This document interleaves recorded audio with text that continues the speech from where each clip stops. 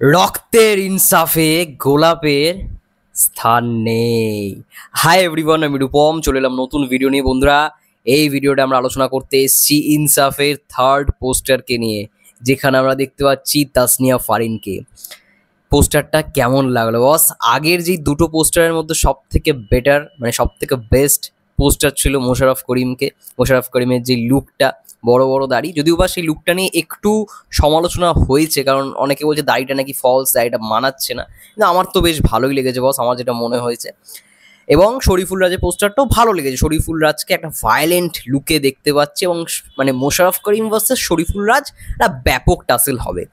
কিন্তু এইখানে আরও একজন ভায়োলেন্ট ক্যারেক্টার, মানে দুটো চরিত্র ভায়োলেন্ট। শরীফুল রাজের ক্যারেক্টারটার মুখে পুরো রক্তারক্তি, আর মোশাররফ করিম তিনি একজন ডাক্তার, কিন্তু সেও ইনসাফের জন্য মার্ডার করছে, এবং সেটা হয়তো লুকিয়ে করছে, সমাজের আড়ালে করছে।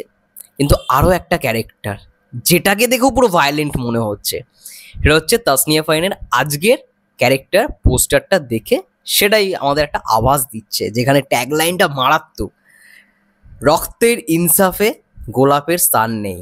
এবং পোস্টারটা আমরা দেখতে পাচ্ছি তাসনিয়া ফারিন একটা হাতে, ঠিক যেরকম শরীফুল রাজের হাতে যেরকম একটা ওই অস্ত্রটা ছিল, মানে যেটা দিয়ে আর কি খুন করে, ঠিক সেম টু সেম সেরকমই একটা জিনিস আমরা দেখতে পাচ্ছি তাসনিয়া ফারিনের হাতে।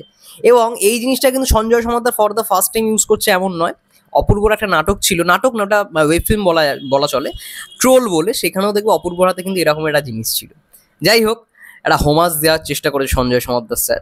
এবং একটা হাতে পুরো গোলাপ ফুলের তরি, ঠিক আছে, একটা মানে তরি নিয়ে একটা হাতে রয়েছে, এবং বোঝা গেছে কোনো একটা জায়গায় হাঁটছে, এবং আরও একটা হাতে ওই অস্ত্রটা, এবং একটা দিকে তাকিয়ে রয়েছে। মুখের এক পাশে আমরা বুঝতে পারছি রক্ত লেখে, মানে রক্ত পুরো লেগে রয়েছে মানে মুখের একটা পাশে, রাইট সাইডটা, এবং একটা সাইড ঠিক আছে। এবং ব্যাকগ্রাউন্ডটা একটা ভায়োলেশনের আওয়াজ দিচ্ছে, একটা ভায়োলেন্ট ব্যাকগ্রাউন্ড কোথাও কি আমরা বুঝতে পারছি, একটা ভায়োলেশন রয়েছে ভাই, পুরোটা একটা ভায়োলেন্স, একটা কিছু প্রোভাইড করার চেষ্টা করছে।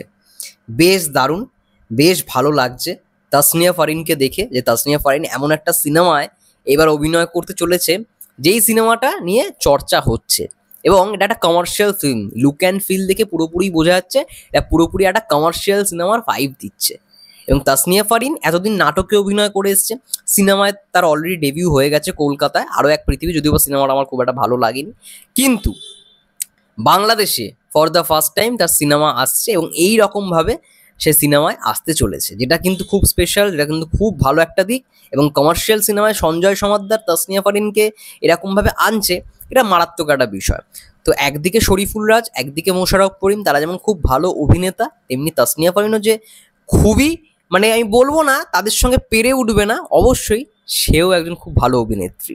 এবার দেখা যাক তার ক্যারেক্টারটা কতটা মানে দর্শকের কাছে প্রশংসা পায়।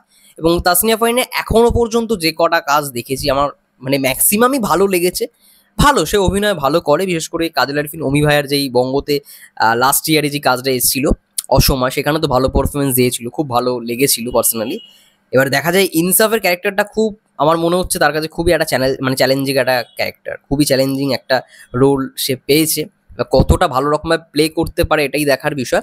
এবং তাসনিয়া ফারিনের জন্মদিনের দিনকে আগের বছর একটা ছোট্ট করে এআই পোস্টার বার করা হয়েছিল, ভালো করে দেখো, ওখানে এক হাতে আমরা বন্দুক দেখতে পেয়েছিলাম তাসনিয়া ফারিনকে, ঠিক আছে।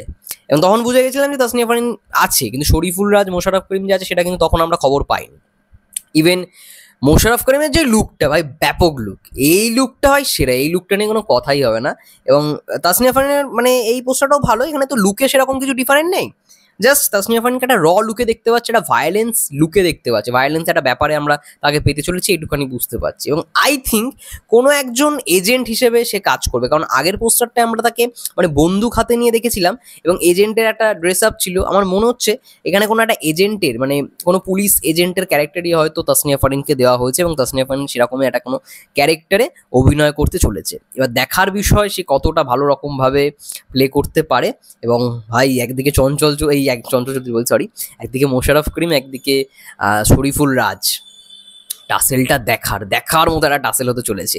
এবং কুরবানি ঈদে এই ছবিটা আসছে ইনসাফ, দেখা যাক কেমন হয়। সবার প্রথমে তো অবশ্যই তাণ্ডব থাকবে, এবং তারপরে যদি আই থিঙ্ক কোনো ছবি নিয়ে হাইপ তৈরি হয়ে থাকে, অবশ্যই সঞ্জয় সমাদ্দারের ইনসাফ।